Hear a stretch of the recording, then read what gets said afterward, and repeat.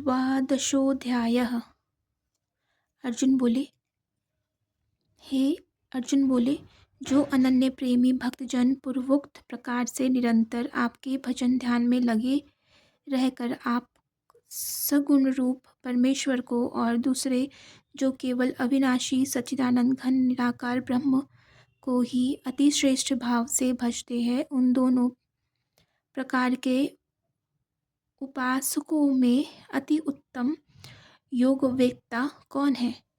श्री भगवान बोले, मुझमें मन को एकाग्र करके निरंतर मेरे भजन ध्यान में लगे हुए जो भक्तजन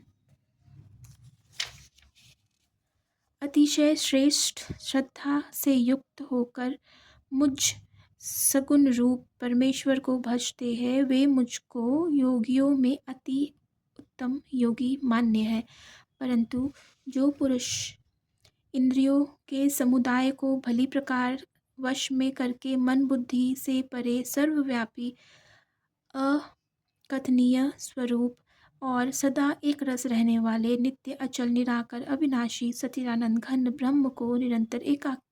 ही भाव से ध्यान करते हुए भजते हैं, वे संपूर्ण भूतों के हित में रत और सब में समान भाव वाले योगी मुझको ही प्राप्त होते हैं। उन सच्चिदानंद घन निराकार ब्रह्म में आसक्त चित्त वाले पुरुषों के साधन में परिश्रम विशेष है, क्योंकि देहाभिमानियों के द्वारा अव्यक्त विषयक गति दुखपूर्वक प्राप्त की जाती है। परंतु जो मेरे परायण रहने वाले भक्तजन संपूर्ण कर्मों को मुझ में अर्पण करके मुझ सद्गुण रूप परमेश्वर को ही अनन्य भक्ति योग से निरंतर चिंतन करते हुए भजते हैं, हे अर्जुन, उन मुझ में चित्त लगाने वाले प्रेमी भक्तों का मैं शीघ्र ही मृत्यु रूप संसार समुद्र से उद्धार करने वाला होता हूँ।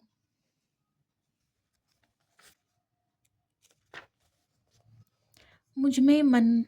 को लगा और मुझ में ही बुद्धि को लगा, इसके उपरांत तू मुझ में ही निवास करेगा, इसमें कुछ भी संशय नहीं है। यदि तू मन को मुझ में अचल स्थापन करने के लिए समर्थ नहीं है तो हे अर्जुन, अभ्यास रूप योग के द्वारा मुझको प्राप्त होने के लिए इच्छा कर।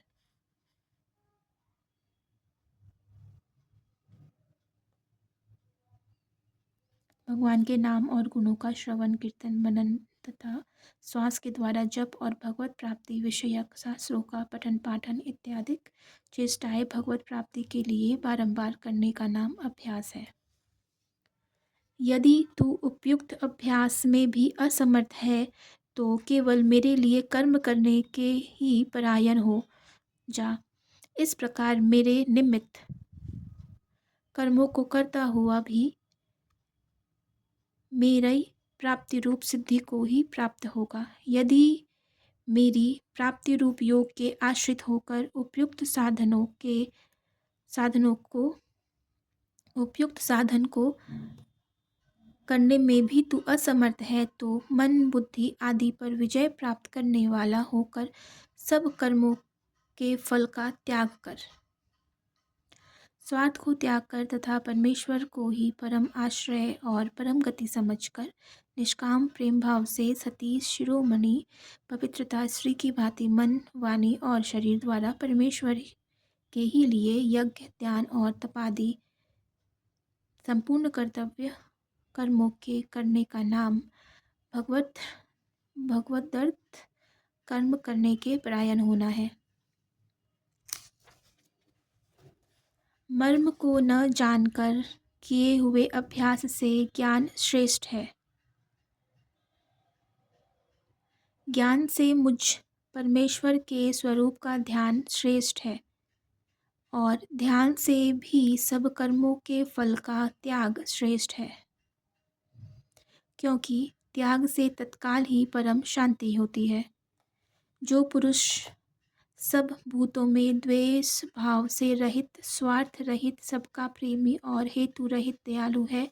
तथा ममता से रहित, अहंकार से रहित, सुख दुखों की प्राप्ति में सम और क्षमावान है, अर्थात अपराध करने वालों को भी अभय देने वाला, तथा जो योगी निरंतर संतुष्ट है,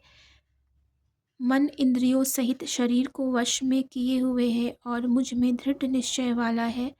वह मुझ में अर्पण किए हुए मन बुद्धि वाला मेरा भक्त मुझको प्रिय है। जिससे कोई भी जीव उद्वेग को प्राप्त नहीं होता और जो स्वयं भी किसी जीव से उद्वेग को प्राप्त नहीं होता, तथा जो हर्ष, अमर्ष, भय और उद्वेग आदि से रहित है, वह भक्त मुझको प्रिय है।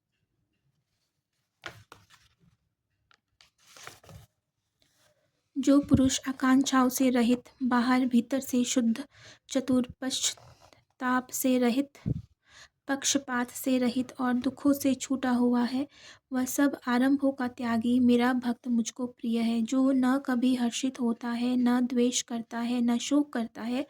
न कामना करता है, तथा जो शुभ और अशुभ संपूर्ण कर्मों का त्यागी है, वह भक्ति युक्त पुरुष मुझको प्रिय है। जो शत्रु मित्र में और मान अपमान में सम है,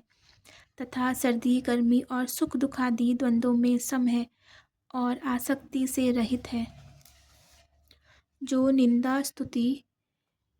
को समान समझने वाला, मननशील और जिस किसी प्रकार से भी शरीर का निर्वाह होने में सदा ही संतुष्ट है और रहने के स्थान में ममता और आसक्ति से रहित है, वह स्थिर बुद्धि भक्ति मान पुरुष मुझको प्रिय है। परंतु जो श्रद्धा युक्त पुरुष मेरे परायण होकर इस ऊपर कहे हुए धर्ममय अमृत को निष्काम प्रेम भाव से सेवन करते हैं, वे भक्त मुझको अतिशय प्रिय है।